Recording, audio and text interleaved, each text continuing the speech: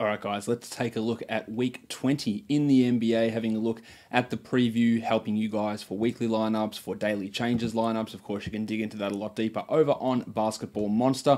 Let's have a look at the teams who have the best and worst schedules for this upcoming week. The best team in terms of schedule for the week when looking at guys to lock in for weekly lineups, the Chicago Bulls. They have 4 games, so that's always a plus. They've got 2 of those games against the Atlanta Hawks, so that really helps. They might be able to get wins, or even if not, it's a great defensive matchup for them. Plus, the game should remain relatively close. They play the Bucks earlier in the week, which probably has a bit of a blowout written all over it, but the Bulls haven't really been reducing the minutes of their guys all that often. So a decent enough up-tempo game there, and then a game wedged in the middle against the Grizzlies, which of course isn't that good, but some value for some of these Bulls players. Someone even like a Robin Lopez, you could potentially grab and even start this week in weekly lineup changes leagues. The team with the worst schedule for this week, the Toronto Raptors, only 3 games. That's obviously not ideal in that situation. Now, when we're looking at weekly lineup locks, it's not great for the Raptors because they've only got the 3 games and they're tough. It's the Celtics, it's the Blazers and the Pistons, all teams which are negative fantasy matchups. But on a daily changes league, they do have 3 games and they're tough matchups, but all 3 of those games actually come on streamable days, which we'll talk about in a second. So utilizing Raptors guys off the wire, while for a weekly lineup lock, they're in the worst possible situation. For a daily changes scenario, you could add some of these guys. Maybe it's Danny Green, maybe it's Jeremy Lin, and get multiple games out of them. So it just goes to show it's important to know the difference between your league and how things are processed, changes are processed, waivers, all that sort of stuff, to be able to understand the difference, because the Raptors have one of the best 3-game schedules for daily changes leagues, but for weekly changes leagues, the quality of their opponents makes it a little bit of a tougher ask. So it does change quite a bit depending on how you're looking at things and what your team or what your league or how your league is structured to be more accurate.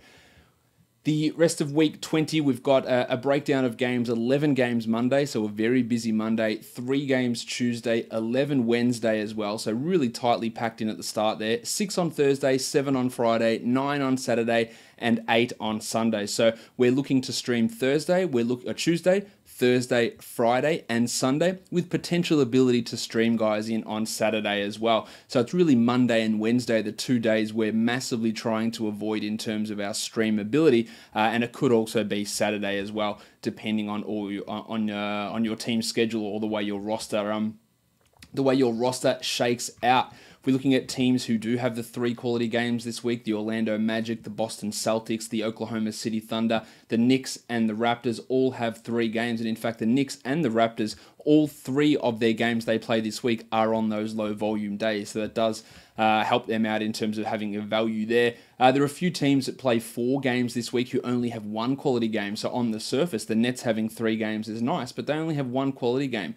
So guys like Alan Crabb, their value gets diminished. Same with the Lakers, same with the Bucks, same with the Grizzlies, the Pelicans, the Heat, the Pistons, the Warriors, the Pacers. All of those teams play 4 games, but only 1 comes on a potential streaming day. So guys like maybe your Jahlil Okafor, maybe your Cheick Diallo or Frank Jackson in New Orleans, you might have them for 4 games and go, well, that's great. And they've been playing really well. I'm just using these 2 names as examples, because I probably would have Diallo on my team at this point.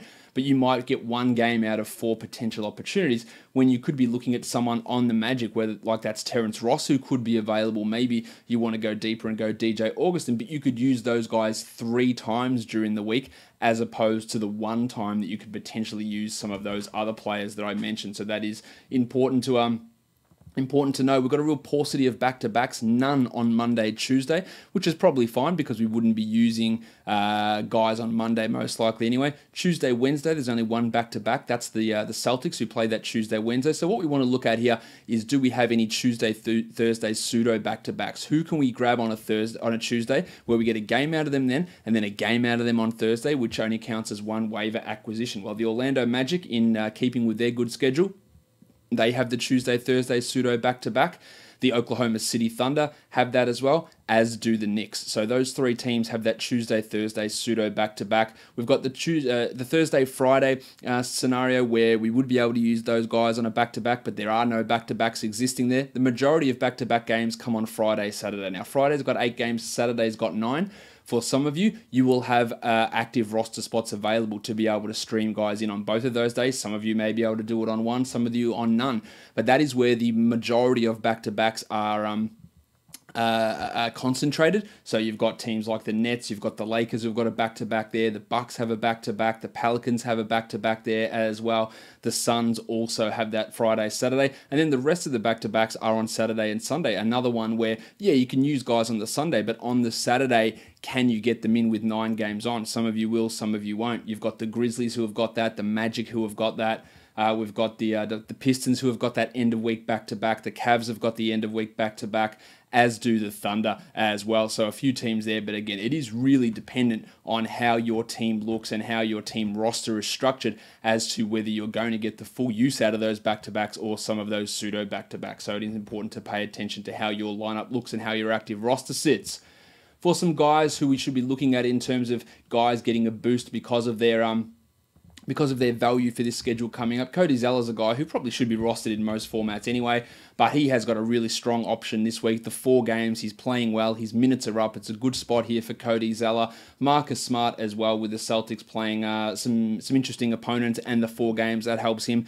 A few Grizzlies guys to take a look at, Ivan Rabb and Delon Wright, players who probably, especially Wright, should be 12-team rostered guys, but get an extra boost this week. You got Kent Bazemore in Atlanta, assuming that Kevin Huerter remains out with that ankle injury, but even if he doesn't, they've got 4 games which can work in his favor. A couple of Pelicans guys, Cheick Diallo and Kenrick Williams. Williams has probably the most consistent and stable minutes on that entire team, while Diallo has put up pretty good numbers in the last 2. Saturday's game didn't play a huge amount of minutes, but was still pretty productive. And then you got Mitchell Robinson of the Knicks, who probably should be rostered in all leagues, and Robin Lopez of the Bulls, who I talked about earlier. The Bulls with that best schedule of the week, and Lopez putting in 27 to 30 minutes a night and being really, really productive. So he's a guy that you probably want to add in most situations anyway, but especially for this week when the Bulls have a very, very tasty matchup and the 4 games, and Lopez is probably going to get an opportunity to post close to top 100 numbers over that time frame. So that does it. A nice little week 20 preview for your fantasy basketball leagues. Daily, weekly, of course, go in depth, check your team out,